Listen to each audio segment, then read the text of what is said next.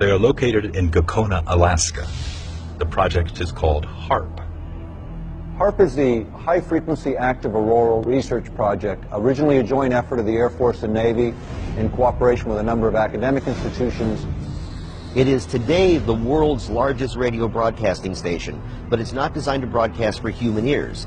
It uses unique patented ability to focus the energy coming out of the antenna field and injects that energy into a spot at the very top of the atmosphere in a region called the ionosphere. HAARP is comprised of 180 antennas, approximately 72 feet tall, linked together to function as one giant steerable antenna. Steerable because it can aim millions of watts of ELF waves into one tiny patch of the atmosphere. The amount of energy we're talking about here is 3.6 million watts. To give you an idea of what that is, the largest legal AM radio station in North America is 50,000 watts. HAARP is 72,000 50,000 watt radio stations injecting their entire output into a spot that's about 12 miles across by about 2.5 miles deep by about 90 miles up. This is where HAARP is pointing. It's an area located roughly 300 miles from Anchorage. The U.S. military says HAARP is merely being used to study the physical and electrical properties and behavior of the ionosphere for both civilian and defense purposes. But another theory has surfaced. The intense energy being beamed into the sky by HAARP is actually heating up the atmosphere, causing weather changes. HAARP is being used for weather modification. The military's own record proves it. They've admitted it within their own documents, and yet they still deny it to the public.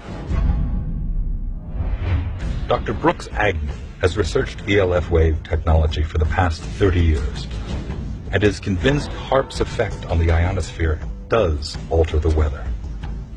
HAARP couldn't affect the jet stream directly, but indirectly it could, because if you push the ionosphere out into space, then the stratosphere just under the ionosphere has to move to fill in that gap.